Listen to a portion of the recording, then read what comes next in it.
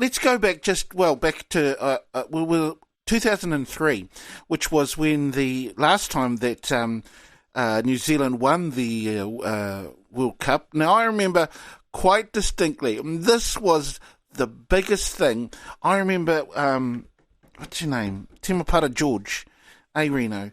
She was, I don't know, was she sin-binned or something? She was sent off in a final in the Netball World Cup.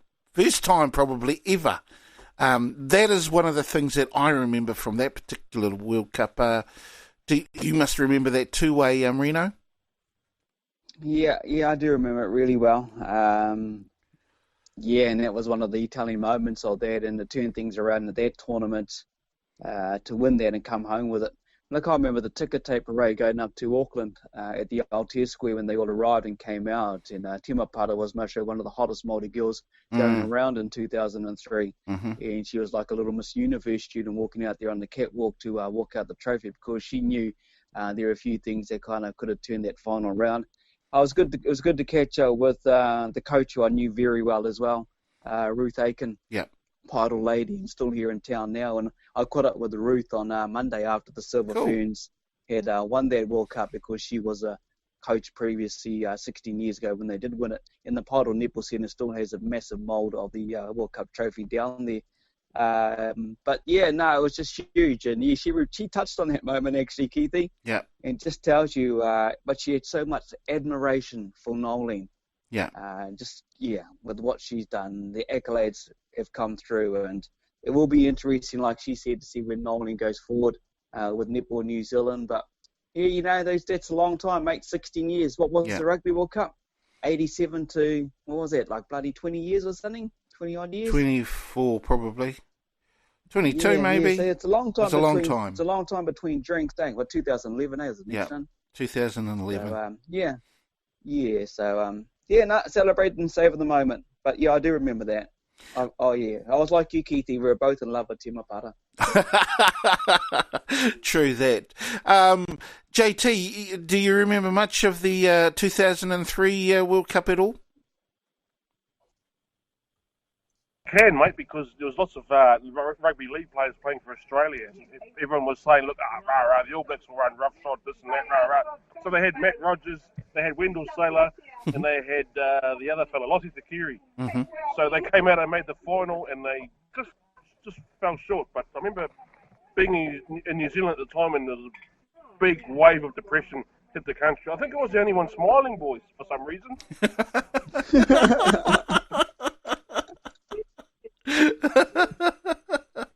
Right.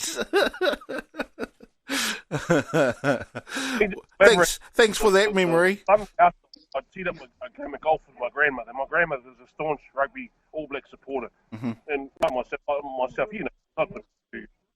hoots about rugby, but I remember going to the golf course and saying, "Yeah, go Aussie, blah blah blah," all the rest of it. Because typically of New Zealand media, they'd pumped up, the leaguey boys won't do anything, rah.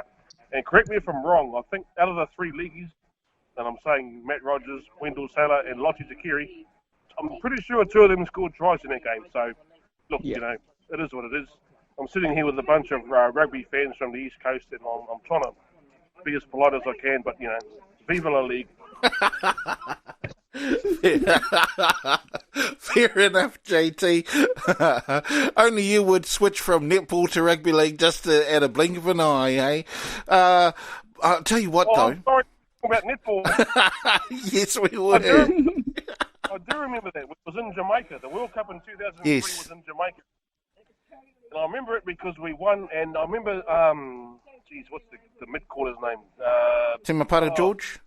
The mid-quarter, Temapara George got sent off or got binned in 2003 World Cup final against Australia. Yes. I remember Temapara Clark, sorry. I remember cheering hard out, and then we were supposed to go back to work, but I remember getting in trouble because I stayed behind to watch the netball because, look, Australia had won in 99. They won the Commonwealth Games gold medal. So 2003 was a big chance for redemption. And yes, so sorry, boys. Sorry for bringing up rugby, but in Jamaica, New Zealand won the world title. I know. It was one hell of a game. I just can remember, when Temepara got sent off, and boy, because she was just fired up throughout that game, wasn't she, Rino? She was just so super fired up, and then she got sent off. And boy, I remember the Jamaican crowd then. They were just on the refs like anything. There were boos throughout the whole stadium. Then she came back on, and boy, did she rip, really rip into Aussie, didn't she, Rino?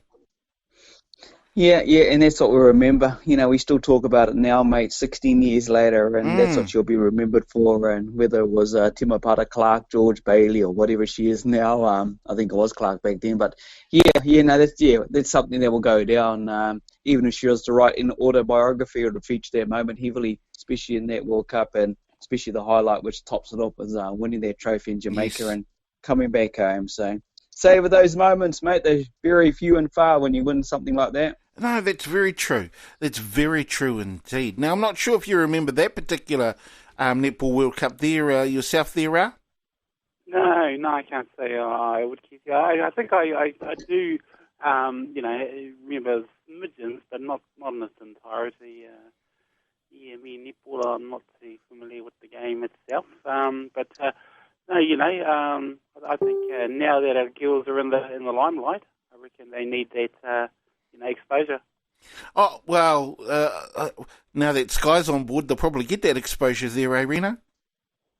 Or at least a bit more of it. I'd say so. I think things will grow. I think the expectations too, the next time they're going to meet the Australian Diamonds or the England Roses team, the expectations from us now as a country, now they've secured the World Cup, is going to be huge. Just hope they can deliver, because from here upwards, it's going to be a hard slog. They went down one a couple of games prior to their final, beat the English Roses by 2, and then beat the Aussies, got them back by 1, so they learnt something. The reality of this win too is on back-to-back games. You played England the night before. That was a hard-out game, mate. Yeah, that and then was you got to back up the next day for the final. Yeah, I know. So they did it the tough way. All the teams, not just the silver teams, exactly. all the teams. Exactly. No, well, I saw the replay of the South Africa-Australia game, and I tell you what, that was a tough game too. And I saw just how much pressure the Aussies put on the South Africans. They put a heck of a lot of pressure on the South Africans. When I was watching that game, I was thinking, gosh, because it was the day before, I think, the final. And I was thinking, wow, this is going to be a real tough game for our Kiwi girls. And boy, was it what! But that South African team, man, they even they did really, really well. Quite frankly, was one heck of a game in that semi-final against Australia, and they were only 2 points off the pace. There, Rino. Great game. Yeah, and I think that's the key to that whole tournament, being back-to-back games. The girls are in everyone's frame of mind was great in netball, and they knew what they had to work on, not had to wait like 2, 3 or 4 days and then come back and kind of gel together. So kind of worked in one favour, especially for our favour, obviously. And to the credit of South Africa, worked in their favour as well. Didn't work that well for the home team. But you take a look at the other smaller nations like your Trinidad and Tobago's, all these other little teams that had some pretty decent wins, in their tier section as well. So it's not a bad thing. It sounds like it's a tough, well, it will be tough, but it looks like it works out well. And, mate, that's pretty good going, X amount of games over so many days. Yeah, absolutely. 10 days, man. Wow. Anyway, we're going to go to a break. We'll be back with more Full Time right after this.